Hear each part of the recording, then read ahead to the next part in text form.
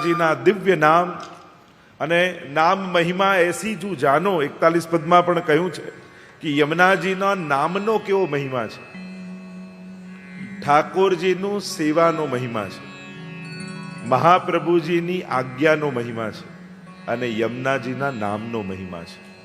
આ ત્રણ મહિમાને જે જાણે છે અને એની મહત્તાને જીવનમાં સ્વીકારે છે એ જ સાચા અર્થમાં પુષ્ટિ ભક્તિના માર્ગમાં અગ્રસર થઈ શકે છે.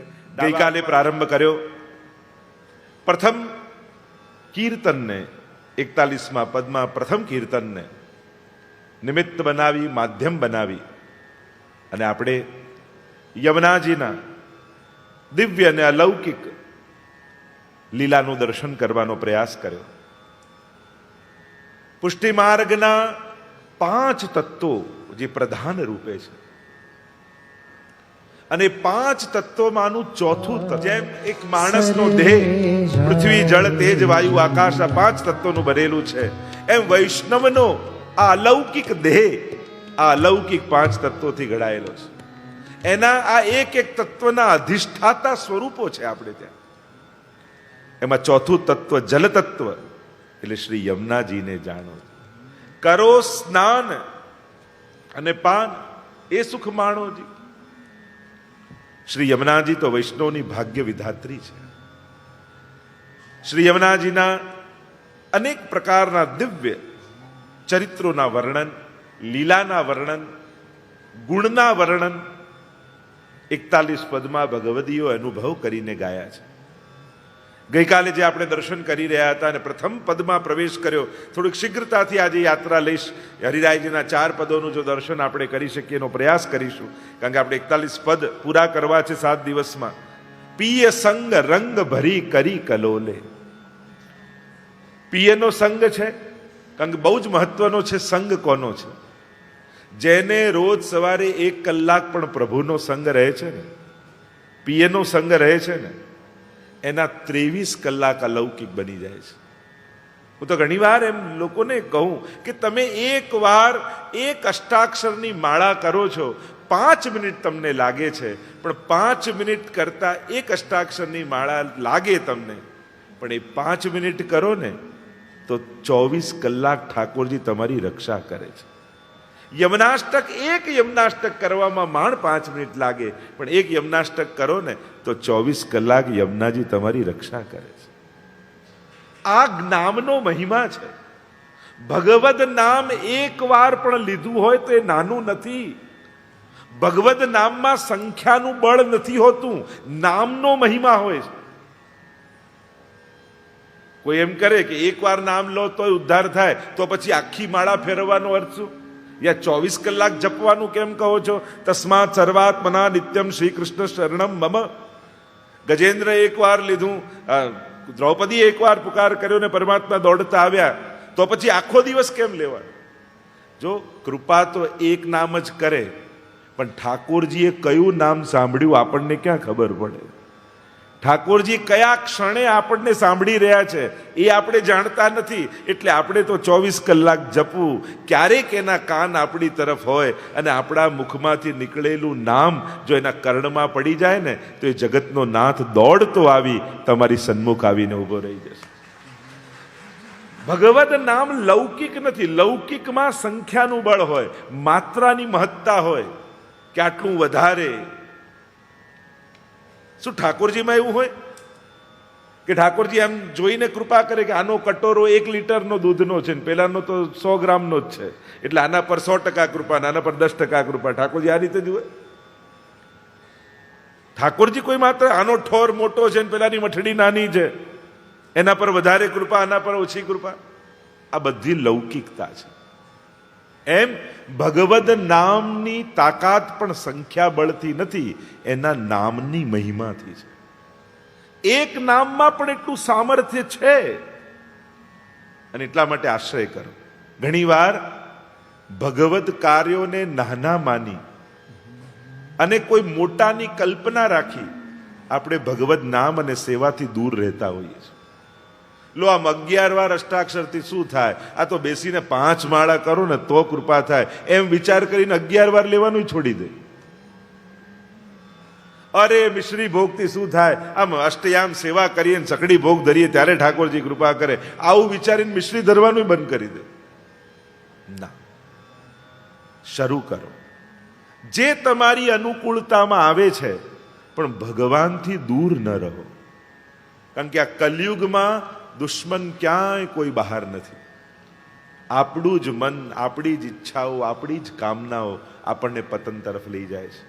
બહાર બધા જોડે લડી લેવાની તાકાત તમારી પાસે છે, પણ ભીતરના શત્રુઓ સાથે તમે એકલા નહીં લડી શકો. તમને ભગવાનનો અને ગુરુનો સાથ જોઈશે.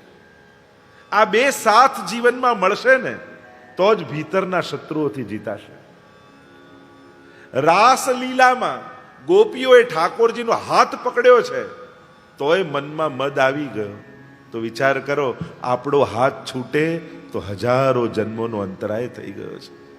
અનેક જન્મો વ્યતીત થઈ ગયા છે પરમાત્માથી વિખૂટા પડે, અને રોજ બ્રહ્મ સંબંધમાં બોલીએ પણ છે કે પ્રભુ આપનાથી વિખૂટા પડે અનેક જન્મોનો અંતરાય થયો. વિચાર કરો, હાથમાં હાથ પ્રભુનો હોય અને તોય મદ આવી જાય, તો આપણે તો વિખૂટા પડે આટલા અનંત જન્મો થયા. આપણી અંદર તો કેટલી સંભાવનાઓ છે. અને એટલે જ હું તો કહું કે એક હાથથી પ્રભુનો હાથ પકડ્યો હોય ને તો બીજા હાથથી ગુરુના ચરણ પકડી રાખવા, જેથી જીવનમાં ક્યારે અહંકાર ના આવી જાય, કોઈ મદ ના આવી જાય. ગુરુ જ આપણા મદને તોડનારો છે. બહારના શત્રુઓને આપણે લડી લઈશું, ભીતરના શત્રુઓની લડાઈ બહુ કઠિન છે, એને જીતવા બહુ કઠિન છે. હરિવંશ રાય બચ્ચન બહુ મોટા સાહિત્યકાર થયા, એમણે બહુ સુંદર વાત કરી કે જબ લડાઈ दूसरों से हो या जब लड़ाई अपनों से हो तब हारना जरूरी हो जाता है, और जब लड़ाई खुद से हो तब जीतना जरूरी हो जाता है. સ્વજનો આગળ હારો, પણ પોતાની આગળ ક્યારે હારતા નહીં. હંમેશા જીતજો પોતાની સાથેના યુદ્ધમાં. પિય સંગ, પિયનો સંગ છે ને એટલે તો રંગ ભરી છે. જે સેવા કરતા હોય ને એના ચહેરા પર એક પ્રસન્નતા જુદી જ દેખાય. અરે સેવામાંથી આવ્યા છે, હમણાં જ ઠાકોરજીને પડાડ્યા છે, હમણાં ઠાકોરજીને આજે આ રોગ આવ્યો, ઠાકોરજીને આજે આવા હિંડોળા કર્યા, પ્રભુને આજે આવો મનોરથ કર્યો. જેને પ્રભુનો સંગ છે ને, પિયનો સંગ છે. આપણે દુનિયામાં કેટલાનો સંગ કરીને બેઠા છે, અને એટલા માટે દુનિયામાં કેટલા લોકોએ આપણા પર રંગ ચડાવેલા છે. આ તો પિય સંગ એટલે રંગ ભરી, પિયના રંગમાં રંગાયેલા છે. આ દુનિયામાં જે મળે ને એ પોતાનો રંગ આપણા ઉપર છાંટતો જાય.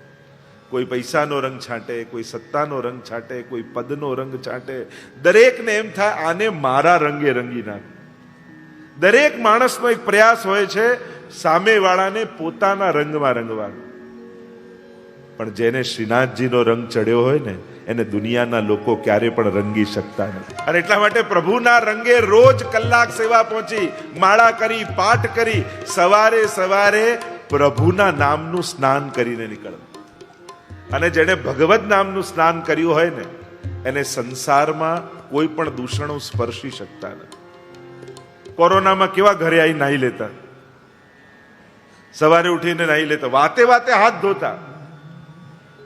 તો આપણા શરીર માટે તો ઘણી પ્રયાસ કરીએ, પણ આ મનને ક્યારે રોગના કીટાણુઓ ઘૂસી જાય કોણ જાણે. અને એને પવિત્ર કરવાનો એક જ ઉપાય ભગવદ નામ. પિય સંગ રંગ ભરી કરી કલોલે. અને પ્રભુના રંગમાં રંગાયેલા છે એટલે કિલ્લોલ કરી રહ્યા છે શ્રી યમુનાજી. અને સબન કો સુખ દેન પિય સંગ કર. અને પિયનો સંગ પણ સ્વના સુખની કામના નથી. યમુનાજી બેના સુખનો વિચાર કરે. પ્રભુ પાસે હોય ત્યારે પ્રભુના સુખનો તો વિચાર કરે, પણ એ જ ક્ષણે જીવના સુખનું પણ ચિંતન યમુનાજી કરતા હોય છે. કારણ જ્યારે જીવ ખેદમાં હોય, દુઃખ, કારણ કે દૈવી જીવોને એક જ દુઃખ છે, પ્રભુથી દૂર થવાનું. અને આ જ જીવનનું સાચું દુઃખ. એક વસ્તુ સમજી લો, સબન કો સુખ દેન, તો સુખ કયું આપે છે યમુનાજી? કોઈ પણ સુખ લૌકિક એ આપણા દુઃખોનો અંત લાવી શકતું નથી. એક ગણિત સમજી લેજો કોઈ પણ લૌકિક સુખ આપણા દુઃખનો અંત ના લાવી શકે, કારણ કે મળેલું સુખ જ એક દિવસ દુઃખ બનવાનું છે. આઈ કાર એ જ કાર જો બગડી મહિના પછી 6 મહિના એ જ દુઃખનું કારણ થશે. આપણે જે સુખ માટે મેળવ્યું એ જ આજે બધું દુઃખનું કારણ છે. મેળવેલું જ સુખ દુઃખ રૂપે રૂપાંતરિત થયું છે. તમે દરેક દુઃખને તમારા જીવનમાં જોઈ લો. એ શરીરથી પ્રાપ્ત થયા એનાથી લઈ અને જે સાધનો પ્રાપ્ત થયા એ જ બધા દુઃખ રૂપે પરિણમિત થયા છે કે નહીં? અને એટલા માટે કોઈ પણ મેળવેલું સુખ દુઃખનો અંત ના લાવી શકે. દુઃખનો અંત એક જ વસ્તુથી આવશે અને એ છે સાચા દુઃખનું ભાન. જે અસલી દુઃખ છે, જે સાચું દુઃખ છે, એનું ભાન જે ક્ષણે થશે ને એ જ ક્ષણે સર્વ દુઃખોની સમાપ્તિ થઈ જશે. અને સાચું દુઃખ એ આત્માનું દુઃખ છે. અને આત્માને કોઈ દુઃખ સ્પર્શી શકતું નથી. બધા દુઃખો મનને સ્પર્શે છે. આત્માને એક જ દુઃખ છે, ભગવાનથી વિખૂટા પડ્યાનું, ભગવાનથી દૂર રહેવાનું. અને જે દિવસે આ દુઃખ જીવનમાં અનુભવ્યું ને જ્યારે કે પ્રભુ અનંત જન્મોનો અંતરાય થયો છે તારાથી દૂર થયે, અને એનો મને દુઃખ પણ નથી, એનો મને તાપ પણ નથી, એનો મને ભાન પણ નથી. હે પ્રભુ, ક્યારે તું પાછો મળીશ? ક્યારે મારી ગતિ તારામાં થશે? ક્યારે તારી પ્રાપ્તિ થશે? અને જ્યારે આ દુઃખ આત્માને અનુભવાય ને ત્યારે જીવનના સમસ્ત દુઃખોની એક ક્ષણે સમાપ્તિ થઈ જાય. કારણ કે પછી તો બધા જ દુઃખો તુચ્છ લાગવા માંડે એ આત્માના દુઃખને સાપેક્ષમાં. એટલે દુઃખનો અંત સાચા દુઃખના અનુભવથી જ આવશે. યચ્ચ દુઃખમ યશોદાયા નંદાદિનાંચ ગોકુલે ગોપિકાનામ તો યદ દુઃખમ તદ દુઃખમ શ્યાન મમ ક્વચિત. નિરોધ લક્ષણમાં જે મહાપ્રભુજી આજ્ઞા કરે કે જે યશોદાને દુઃખ થયું એવું દુઃખ મને ક્યારે થાય, ગોપીઓને જે દુઃખ થયું એવું દુઃખ મને ક્યારે થાય. અલૌકિક દુઃખનો અનુભવ જ લૌકિક દુઃખોની સમાપ્તિ કરી શકે છે. બાકી કોઈ પણ લૌકિક સુખ લૌકિક દુઃખનો અંત નહીં કરી શકે. સબન કો સુખ દેન, તો યમુનાજી પ્રભુના સુખનો તો વિચાર કરે, સાથે સાથે જીવના સુખનો પણ વિચાર કરે.